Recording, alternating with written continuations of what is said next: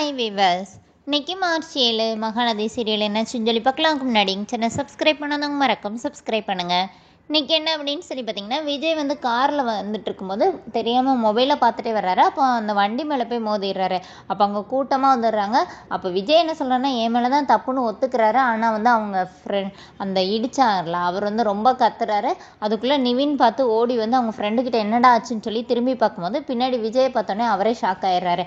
என்ன சார் பார்த்து வரலாம்லன்னொன்னே இப்போ விஜய் என்ன சொல்கிறாருன்னா, ப்ரோ நான் சொல்லிட்டேன், என் மேலே தான் தப்பு, நான் இல்லைன்னு சொல்லவே இல்லை. அவர் ட்ரீட்மெண்ட்டுக்கும் வண்டிக்கும் நானே செலவு பண்ணுறேன்னு சொல்லிட்டேன். ஆனாலும் அவர் கேட்க மாட்டேங்கிறாரு, இந்த மாதிரி கத்திட்டே இருக்கிறாருன்னொன்னே இப்போ நிவின் வந்து அவரோட ஃப்ரெண்டை தனியாக கூட்டிகிட்டு போய் அவர் காவேரியோட ஹஸ்பண்டை நீ கிளம்பு, போகிற வழியில் ஒரு டிடி போட்டு போ, நான் மீதி நான் பேசிக்கிறேன்னு சொல்லிட்டு அனுப்பிவிட்டுட்டு அங்கே இருக்கிறவங்க கிட்ட இவங்க 2 பேருமே என்னோட ஃப்ரெண்ட்ஸ் தான், நானே பேசிக்கிறேன், எனக்கு தெரிஞ்சவங்க தான் சொல்லி எல்லாருமே அனுப்பிவிட்றாரு.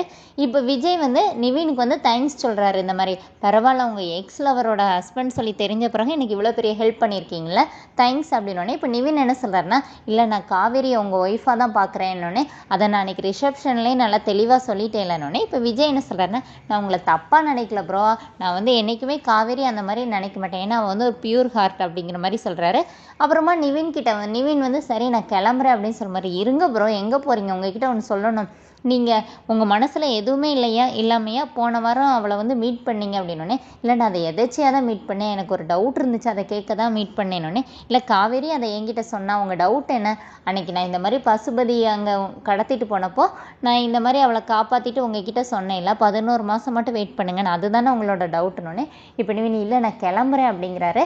இல்லை நீங்கள் இருங்கன்னொடனே இப்போ நிவின் என்ன சொல்கிறாருன்னா, ஆமாம் எனக்கு அதுதான் டவுட், அது என்ன 11 மாதம் நீங்கள் ஏன் அப்படி சொன்னீங்க அப்படின்னே, கான்ட்ராக்டில் அப்படி தான் ப்ரோ இருக்குது, 1 வருஷம் தான், அதில் 2 மாதம் முடிஞ்சிருச்சு, இன்னும் 10 மாதம் தானே, கான்ட்ராக்டை என்ன சொல்கிறீங்கன்னொடனே, ஆமாம் எங்கள் மேரேஜே கான்ட்ராக்ட் மேரேஜ் தானே, 1 வருஷத்துக்கு அந்த மாதிரி நடிக்கணும் மேரேஜ் ஆன மாதிரின்னொடனே, இல்லை நீங்கள் சொல்கிறது எனக்கு எதுவுமே புரியலைன்னொடனே, என்ன ப்ரோ விளையாடுறீங்களா, நான் எவ்வளோ தெளிவாக சொல்லிகிட்டு இருக்கேன் அப்படின்னு சொல்லிட்டு விஜய் எல்லாத்தையுமே சொல்லிடுறாரு. இந்த மாதிரி அவளுக்கு பண தேவை இருந்துச்சு, எனக்கு வீட்டில் கல்யாணம் பண்ணிக்க சொன்னாங்க, அதனால தான் இந்த மாதிரின்னொன்னே இப்போ நிவின் சொல்கிறாரு, இல்லை நான் இதை நம்ப மாட்டேன், காவேரி இந்த மாதிரி பொண்ணு கிடையாது அப்படின்னோடனே இப்போ விஜய் என்ன சொல்கிறாருன்னா, அவங்க உயிருக்கு உயிரான தங்கச்சி ஆப்ரேஷனுக்காக இந்த மாதிரி ஹாஸ்பிட்டலில் இருக்கும்போது ஒரு பாசமான அக்கா இந்த முடிவை எடுக்க தான் செய்வா அப்படின்னு சொல்லிட்டு நான் சொல்கிறத நீங்கள் நம்புங்க, எனக்கும் மனசாட்சி இருக்குது, 10 மாதம் கழிச்சு அந்த பொண்ணு எங்கே போவான்னு நானும் யோசிப்பேன்ல, அதனால தான் நான் உங்ககிட்ட சொல்லிட்டு போகிறேன், உங்கள் காதல் உண்மையாக இருந்தால் அவள் உங்ககிட்ட வந்து சேருவா அப்படின்னு சொல்லிட்டு விஜய் பாட்டு கிளம்பிடுறாரு. நிவின் அப்படியே குழப்பத்திலே ஒன்றா இருந்தே யோசிச்சு பார்த்துட்டு இருக்கிறாரு.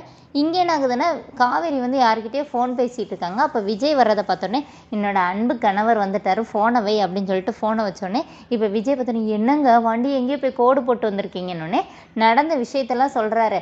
அங்கே வந்து ஒரு ஆள் ஹீரோ மாதிரி வந்து என்னை வந்து காப்பாற்றிட்டாரு அப்படின்னோடனே, ஹீரோ மாதிரியா, யாருங்க அப்படின்னோடனே, யார், உன்னோட உன் ஆள் தான் வந்து காப்பாற்றினாரு, பரவாயில்ல, நானாக இருந்திருந்தேன்னா அந்த நேரத்தில் என்னை பழி வாங்கணும்னு சொல்லி எதனாச்சும் செஞ்சுருப்பேன், ஆனால் அவர் அப்படியெல்லாம் இல்லை, என்னை எப்படியே காப்பாற்றி விட்டுட்டாரு, உன் ஆள் தெரிய இருந்தது அப்படின்னு சொல்லிட்டு உன் ஆளுன்னு சொல்ல காவேரிக்கு பயங்கரமாக டென்ஷன் ஆகுறாங்க.